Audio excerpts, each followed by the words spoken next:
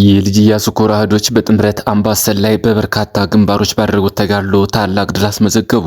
ሜጀር ጀነራል ውባንታ ባተ ተወርዋሪ ክፍለ ጦርና የጉና ክፍለ ጦር ስራ አስፈጻሚዎች በጋራ መቀመጫውን ግንዳ ጠመም ከተማ አድርጎ የነበረው ያገዛዙ አራዊት ሰራዊት መነሻውን ግንዳ ጠመም በማድረግ ወደ ማህደረ ማርያም ከተማ እየተንቀሳቀሰ ባለበት ሰዓት የሜጀር ጀነራል ውባንታ ባተ ተወርዋሪ ክፍለ ጦር መተሬ ወንዝ በወሰደው የደፈጣ መብረቃዊ ምት ጠላት ከፍተኛ ኪሳራ ደርሶበታል። አፍባ ቴዎድሮስ 109ኛ ኮር 99ኛ ክፍለ ጦር የጠላት ኃይልን እየደመሰሰው ይገኛል። በቢቸና ከተማ 04 ቀበሌ የባጃጅ ሹፌሮች በአገዛዙ አረመኔ ሰራዊት በአሰቃቂ ሁኔታ ተገደሉ። ይህ 206ኛ ኮር የ14ኛ ክፍለ ጦር በዛሬው ዕለትም በጠላት ላይ ታላቅ ድል ተጎናጽፏል። ስለ አገዛዙ የሰላም ጥሪና የተኩላ ሳቅና የካዲዎች መታረጃ የምንነግራችሁ መረጃ አለ። እስከ መጨረሻው ድረስ አብራችሁ ተቆዩ። እነዚህና ሌሎች ያልተሰሙ መረጃዎችን በዝርዝር እናስደምጣችኋለን። የሚዲያችን ተደራሽነት እንዲበዛ ቪዲዮ ላይክ፣ ቻናሉ ሰብስክራይብ እና ሼር እንዲሁም ኮሜንት መስጫ ሳጥን ድል ለአማራ ፋኖ የሚል አስተያየት ያስቀመጣችሁ አብራችሁኑ ነው።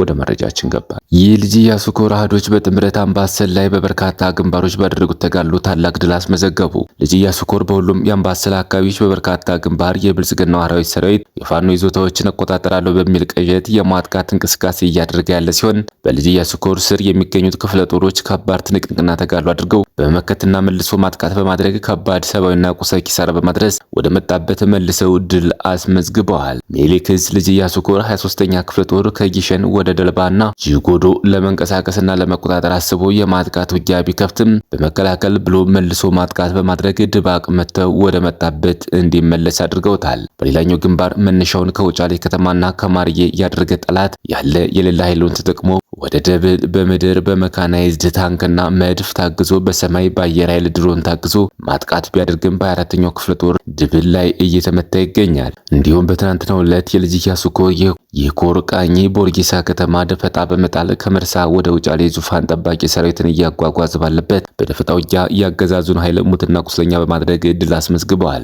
አፍባ ቴዎድሮስ 109ኛ ኮር 99ኛ ክፍለ ጦር የጠላትን ኃይል እየደመሰሰው ይገኛል። ደጋዳሞት ፈረስ ቤት ከተማ የመሽገው ጦትና መላስ ቆራጭ የብርሃኑ ጁላ ወራሪ ኃይል ወደ ሰቀላና የተለያዩ የገጠር ክፍሎች ለመንቀሳቀስ ቢሞክርም በአፍባ ቴዎድሮስ 109ኛ ኮር 99ኛ ክፍለ ጦር በደጋዳሞት ሻለቃ አከርካሪውን ተሰብሮ ሙትና ቁስለኛውን ሳያነሳ ፈርጥቷል። ክንደ ነበልባሎቹ 99ኛ ክፍለ ጦር ደጋዳሞት ሻለቃ እግር በእግር በመከተል በትናንትናው ዕለት ፈረስ ቤት ከተማ ዘለቀው በመግባት የጠላትን ኃይል መውጫ መግቢያ ሲያሳጡት የዋሉ ሲሆን በርካታ የጠላት ኃይል ሙትና ቁስለኛ ማድረግ ተችሏል።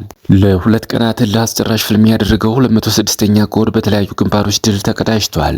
ይህ 206ኛ ኮር 14ኛ ክፍለ ጦር በዛሬው ዕለትም በጠላት ላይ ታላቅ ድል ተጎናጽፏል። የ206ኛ ኮር 14ኛ ክፍለ ጦር በዛሬው ዕለትም በጠላት ላይ ታላቅ ድል ተጎናጽፏል። ዘራፊና ጨፍጫፊ የሆነው የብልጽግና ወራሪ ሰራዊት ከሞት የተረፈ ግብስብስ ሰራዊቱን በመያዝ ወደ ማር ዘነብ ታዳጊ ከተማ ባቀናበት ጀግኖቹ የ14ኛ ክፍለ ጦር የሰራዊት አባላት ማለትም የአንበሳ ደቡሎቹ የቀስተ ደመና ሻለቃ ፋኖች፣ ነበልባሎቹ የክፍለ ጦሩ ኮማንዶችና የክፍለ ጦሩ ጥምር ጦር አባላት በሌሊት በመግባት ጠላትን በእሳት ሰይፏቸው ሲቀስፉት አርፍደዋል። በጠላት ዙ 23 የታገዘው ውጊያ በጀግኖቹ የፋኖ ሰራዊት አባላት የጨበጣ ተኩስ የበላይነት የታየበት ሲሆን በጠላት ላይ በርካታ ኪሳራን አድርሷል። እንዳበደ ውሻ እነዚህም እዚያም እየተክለፈለፈ ያገኘ ሁሉ የሚገርፈው የታሪካውያን ጠላቶቻችን ቀኝ እጅ የሆነው የብልጽግና ወራሪ ሰራዊት የጀግኖቹን ምድር እንደዋዛ የሚረግጣት አልሆነም። ስም አጠራሩ የጠላትን ልቦና በሚያርበደብደው ብልት ለይቶ በሚመታው ጀግና ሰራዊታችን የእሳት ብትር እየተገረፈረፈ ምድሪቱ ገሃነም ሆናበት እንደ እሳት እራት እርር ኩምትር እያለ ቀረ እንጂ በሌሊት በተጀመረው ውጊያ በርካታ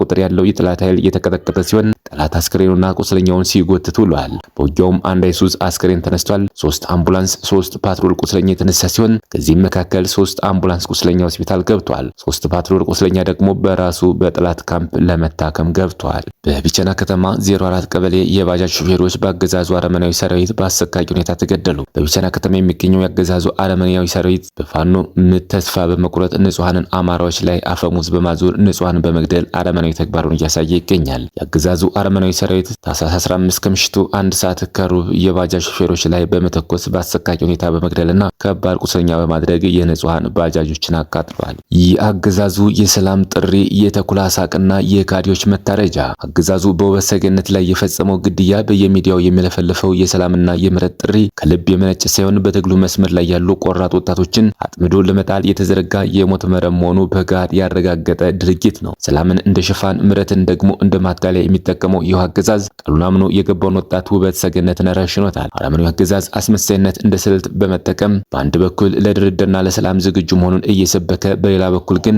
እጃቸውን የሰጡትንና ምሕረት ተደርጎላቸው የተባሉትን ወጣቶችን ይረሽናል። ይህ የሚያሳየው አንድ እውነት ብቻ ነው። አገዛዙ ሰላምን የሚፈልገው ለህዝብ ጥቅም ሳይሆን ትግሉን ከውስጥም ለመዳድና የታገሉትን ወጣቶች ለብቻ ነጥሎ ለማጥፋት ነው። አገዛዙ ለወጣት የሚያቀርበው የሰላም ጥሪ መርዛማ ማር ነው። ይህ በውርደት የተገደለው ወጣት የአገዛዙን የይስሙላ የሰላም ፈገግታ አምኖና በትግሉ ውስጥ የነበረውን የዲሲፕሊን ግድፈት ለመሸፈን ወደ ጠላት የሸሸ ነበር። ነገር ግን የጠበቀው ሰላማዊ ኑሮ ሳይሆን መረጃው ከተጋጠ በኋላ የሚጣልበት የሞት ሸለቆ ሆኗል። ለአገዛዙ የሰላም ጥሪ እጅ መስጠት ማለት በራሱ ፍቃድ ወደ መታረጃው ቢላዋ መሄድ ማለት ነው። አገዛዙ ካዲዎችን የሚቀበለው ወዷቸው ሳይሆን ተጠቅሞባቸው ለመጣል ነው። ለገዛ ወገኑን ለታገለለት ዓላማ ታማኝ ያልሆነ ግለሰብ አገዛዙ ፈጽሞ አያምነውም። እንደ ሎሚ መጡ እንዳገዳ ጨምቆ ከጨረሰ በኋላ መጨረሻ እንደ ውበት ሰገነት በጥይት ተቆልቶ መጣል ነው። ከአገዛዙ የሰላም ጥሪ ጀርባ ያለው ደም የተጠማ ቢላዋ አስተውል። ዛሬ በሰላም ስም የከዳ ዕለት ነገ በጠላት እጅ ለምትታረደው ሞት ራስን አሳልፈ ሰጥተሃል። አገዛዙ ሰላም የሚለው ቃል በአፉ ውስጥ ያለ መሳሪያ መሆኑን እወቅ። እውነተኛ ሰላም የሚመጣው በትግል እንጂ በጠላት የይስሙላ ምሕረት አይደለም።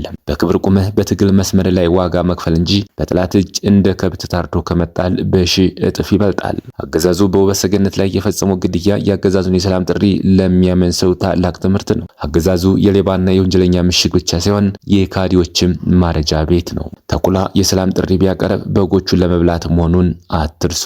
ሰሞኑን ወለጋ ምድር ምስራቅ ወለጋ ዞን ጊዳ አያና ወረዳ አንድ ወዴ ዲቾ ቀበሌ ሻሾበር ከተማ ገዳ ኮማንዶ የተባለው ጨፍጫፊ ሰራዊት በመከላከያና ሚኒሻ ታጅቦ ከገባ በኋላ ከ130 በላይ ወገኖቻችን በማጋየት ወደ ወረዳው ዋና ከተማ ይወስዳቸዋል። ከታጋቾቹም መካከል ነፍሰ ጡር፣ ህጻናት፣ ሽማግሌዎች በብዛት ይገኙበታል። ይህንንም ተከትሎ አካባቢው የተቆጣጠረ የመሰለው ገዳ ኮማንዶ አማራውን በነጻነት ለመጨፍጨፍ ይመቸው ዘንድ መከላከያ አካባቢውን ለቆ ይወጣልኝ ሲል ለበላይ አመራሮች አመልክቶ አመሻሹን መከላከያ ጓዙን ተከሎ ወደ ቱሉ ጋና ከተማ ወጣ። ይህንን ተከትሎ የከተማው የአማራ ማህበረሰብ ከተማውን ለቆ ሸሸ። በአገዛዙ ከፍተኛ እምነት የተጣለበት የገዳው ምልምል ኮማንዶ በሌሊቱ የአማራውን ሀብት ንብረት ለመዝረፍ እየተዘጋጀ ባለበት ሰዓት የወገን ኃይል በተቀናጀ መልኩ በጧቱ ከፍተኛ ጦርነት በመክፈት በሰዓታት ውስጥ 4 ምሽጎችን በመስበር የተረፉትን ወደ አቅጣጫ በመሰብሰብ እያጠቃ በነበረበት ሰዓት ጫጫታው ተበራከተ። ያ በኃይል ውጣ ተብሎ የነበረው መከላከያ ወደ ቦታው እንዲገባና ከሞት የተረፉትን እንዲታደጋቸው ጥሪ ያቀረቡ። በዚህም መከላከያ በዙ 23 ሽፋን መከላከያ